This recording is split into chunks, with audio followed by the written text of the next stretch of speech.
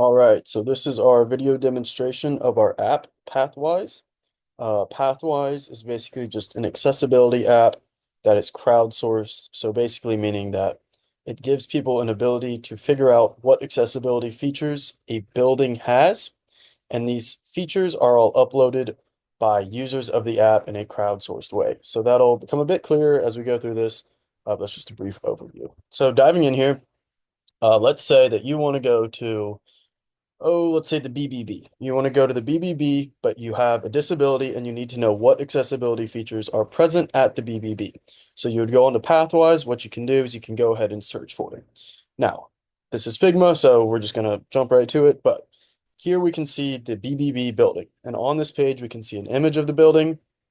We can see a review rating, so it's got 4 to 5 stars. We can see some info on it, the address.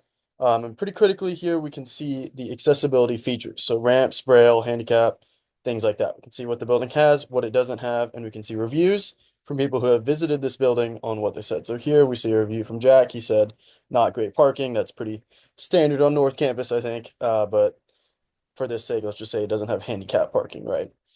So now what we can do is we can go ahead and check out what the review page looks like, so how the actual review process works. So if you click on the review button, you can add a review. So here you can add star reviews to it. You can check out the accessibility features, check marks, figure out which ones it has, leave that, add a little comment down here below, which is what gets popped up. Now, we're just going to go ahead and jump back to the main page here, check out some of the other features. So we can also browse buildings.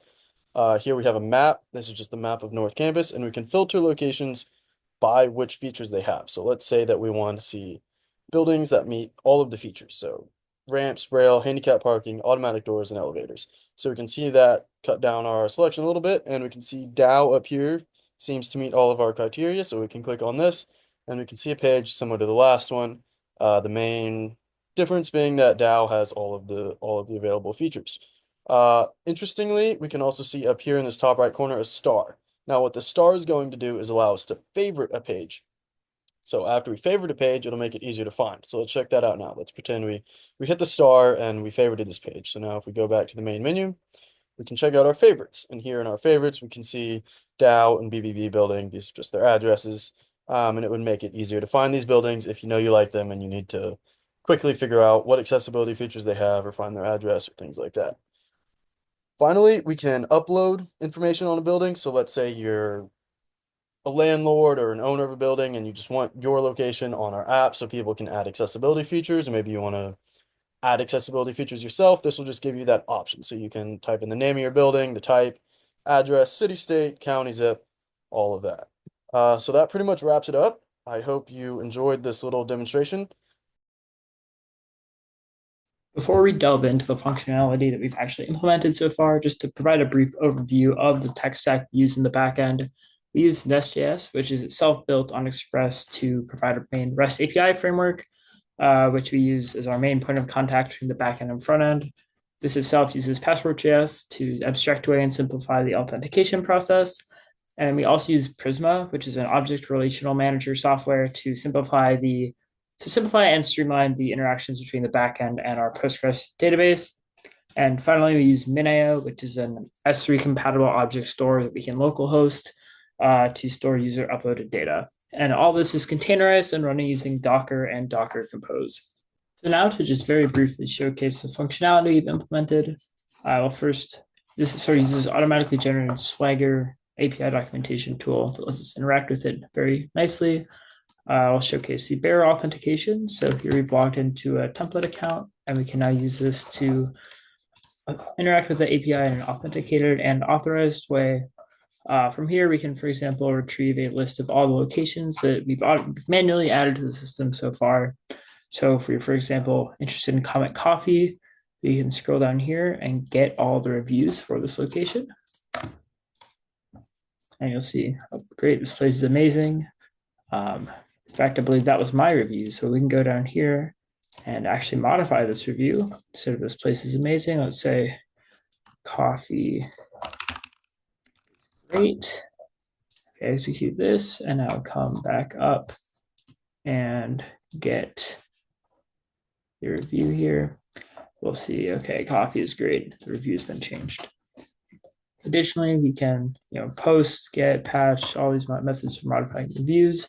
We can also upload associated images, though it's a little tedious without a front end, but we actually have a pre-signed upload URL associated with the file. And if we, for example, upload the Docker Compose file, this pre-signed URL, and then if we go back, you can see here in the Minio portal that we should have a new entry here, number 13, recently added. And if we download it, we have our Docker Compose file. So that's working. We have this is sort of a way to verify that's been uploaded. Webhook. You can add and remove favorites, and Bella will now showcase the Nomen Atom integration.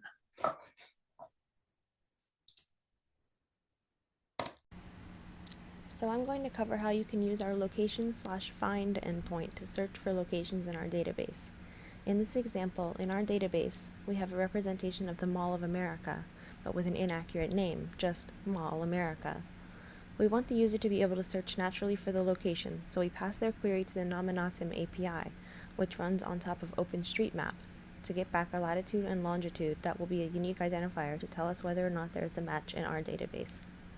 This lets users search for the name of a building, or its address, or any combination that Nominatim will recognize. Here I'm passing in just the address, and it's also recognized as matching an entry in our database. But if I type in something like Baltimore, we get not found, because Nominatim translated that to a latitude and longitude, but there was no match on our side.